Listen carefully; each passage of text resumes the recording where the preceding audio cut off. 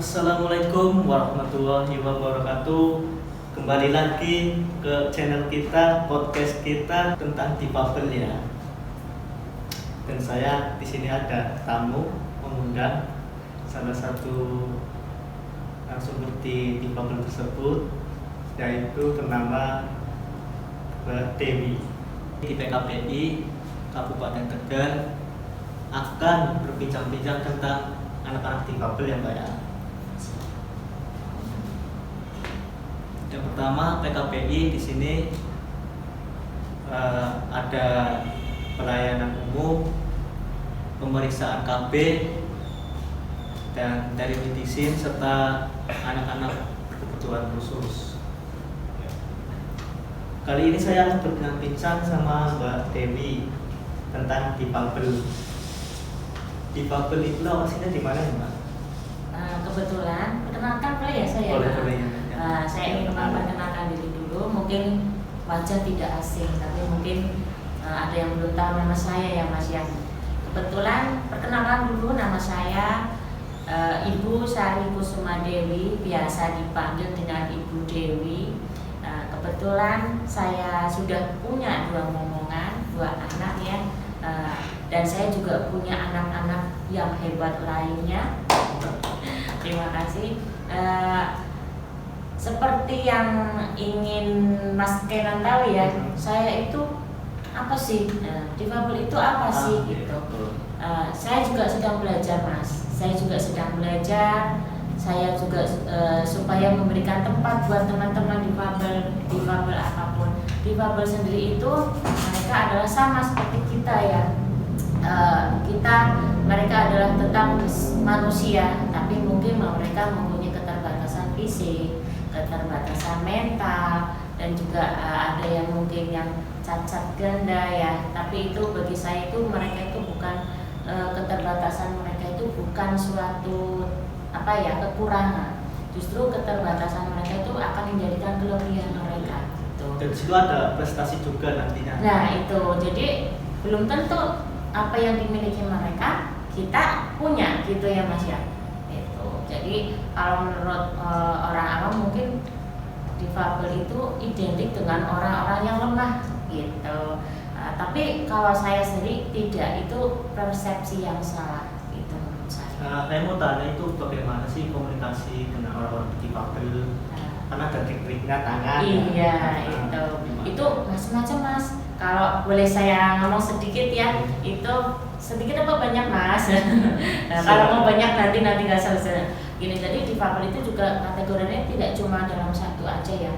Ada yang difabel secara mental, ada yang difabel secara fisik tadi, macam-macam juga banyak. Ya. Ada kalau anak-anak yang namanya anak autis. Autis itu ada yang ADHD, ada yang cerebral palsy, ada yang cerebral palsy, ada yang retardasi mental, ada juga yang kalau orang Jawa itu bilangnya lambat bicara, itu slow learner, speed delay namanya, ada yang slow learner juga gitu. Nah kalau Mas ada juga nih yang gimana caranya kita komunikasi ya, itu kita nomor satu, kalau saya pribadi, saya bukan orang yang mungkin punya ini ya mungkin di basicnya itu pendidikan yang bagaimana, tapi saya berusaha belajar dengan hati. Jadi saya itu mendekati teman-teman semuanya difabel apapun, pertama nomor satu hati kita dulu gitu. Ada tadi yang Mas Kenan bilang ada dengan bahasa isyarat, itu ada dari teman-teman Gerkatin, itu mereka itu menggunakan bahasa bisindo untuk keseharian. Bisindo. Iya. Mungkin awam ya, kalau bagi orang yang belum tahu itu kan awam gitu. Jadi kantornya di sana banyak orang difabel ya. Banyak olahraga, maksudnya coba-coba buat orang-orang difabel. Oh ada Mas, ketika kemarin juga waktu kegiatan ada memperingati kemerdekaan itu juga ada. Jadi kita juga melihat dari kemampuan mereka ya. Jadi tidak sesuai dengan harus yang fisik memakan fisik yang banyak ya. Jadi kita juga kalau anak-anak kan juga ada anak-anak yang namanya anak-anak autis. Jadi autis itu mungkin secara fisik dia bisa, dia sehat, tapi untuk secara intelektualnya, secara mentalnya juga tidak seperti pada anak pada bisa nggak? Mereka bisa diajari olahraga bisa. Malah kadang kan sekarang ada yang namanya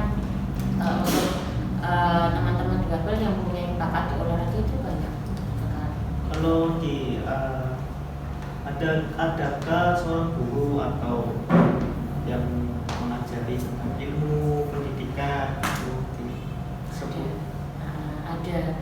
Jadi kalau untuk yang tenaga terlatih kan kalau yang pelatihan ada mas itu kan juga kita dari kalau menangani anak-anak difabel juga ada yang dari terapi, ada yang tenaga terapi harus ada juga, terus pengajar kan kayak seperti di sekolah formal ya itu juga pengajarnya kan juga mereka sudah punya pendidikan, intinya mereka tuh memberikan materi itu sesuai dengan kebutuhan mereka tuh seperti apa gitu. Tidak bisa kita menyamakan ketika dengan anak-anak biasa dan anak berkebutuhan atau anak hebat itu sama, jadi kebutuhan juga disesuaikan, harus ada tekniknya juga. Mereka lebih senang dengan semacam kayak yang bergambar-gambar, mencontohkan ini gambar apa seperti itu.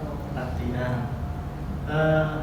Mau tanya, Mbak Dewi sering gak sih emosi atau marah? Kan orang-orang difabel kan susah ya, jadi nggak gampang. Gimana sih caranya? Cara mengatasinya itu PR ya, intinya itu sebenarnya itu bisa buat siapa saja.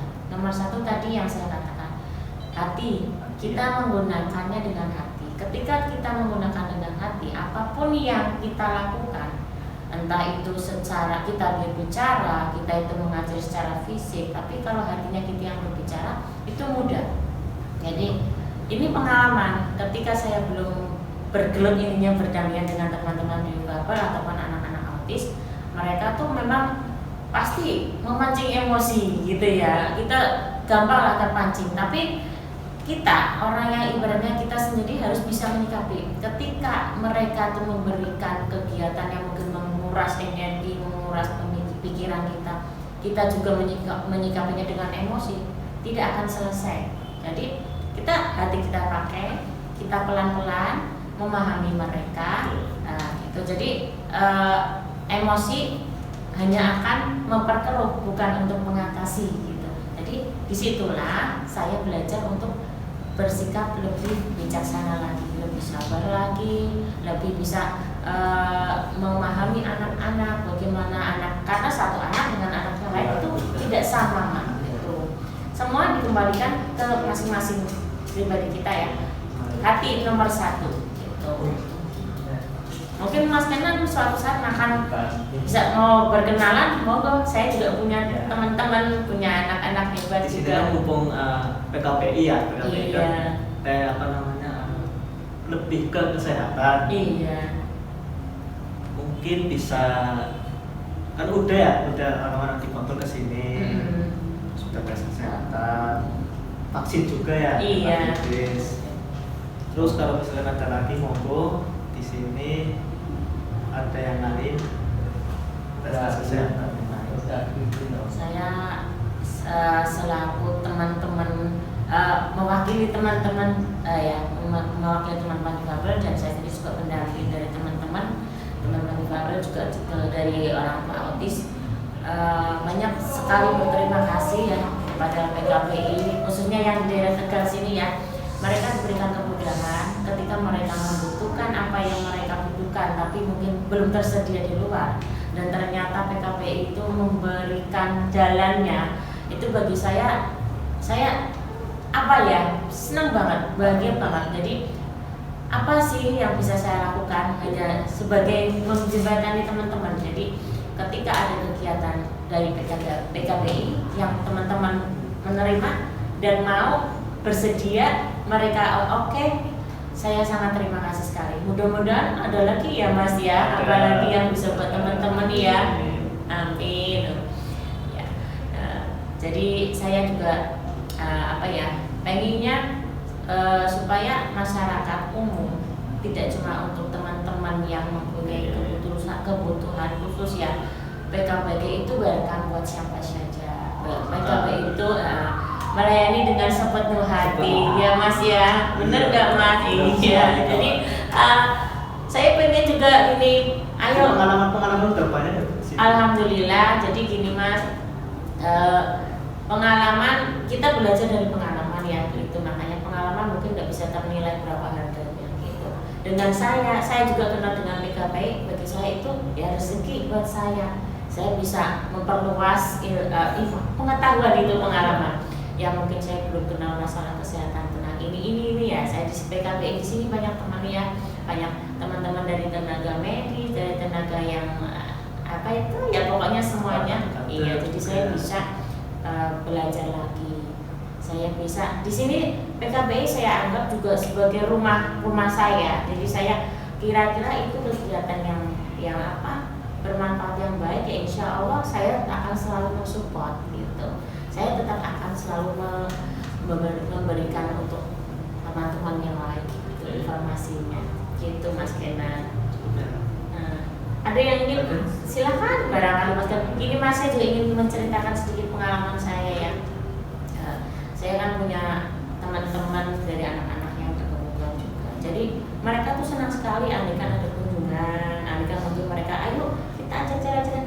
Apa, Bude punya kantor, Bude punya tempat bisa teman-teman kenalan, mengenalkan, oh ini profesi sebagai seorang dokter seperti ini gitu. Ini profesi nanti misalkan kayak Mas Kenan sendiri apa profesinya, mereka bisa dikasihkan contoh. Itu mereka edukasi seperti itu, mereka tuh senang sekali Mas, karena mungkin mereka hanya bisa mengerti ya kalau tanpa kita yang membimbing seperti itu Mas Kenan. Jadi ayo kapan kita bisa saling kenal dengan teman-teman. Mungkin nanti PKPI akan share kalau ada acara siap khusus dengan senang hati. Gitu Mas Kenan.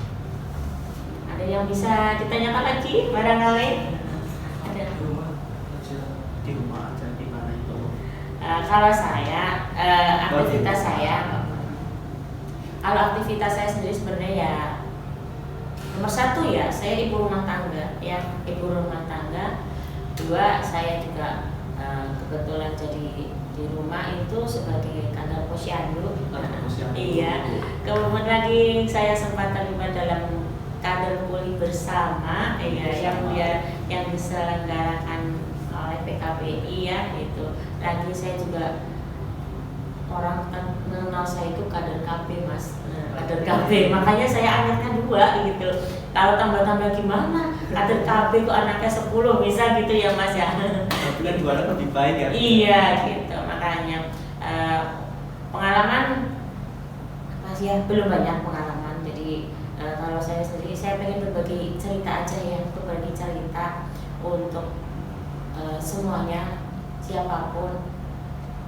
Ayo kita sama-sama saling menyayangi. Kalau saya berpesan gini, karena saya sekarang juga sedang berdampingan dengan anak-anak berkebutuhan ya. Kalau saya tidak pernah, saya selalu menyebutnya anak hebat Mas. Kenapa anak hebat? Anak hebat itu belum tentu kita bisa dititipi seperti itu orang lain mampu ya. Makanya saya berpesan kepada orang tua yang memang mempunyai anak berkebutuhan khusus ataupun anak hebat, pesan saya, sayangilah mereka seperti pada umumnya anak-anak yang mempunyai hak yang sama.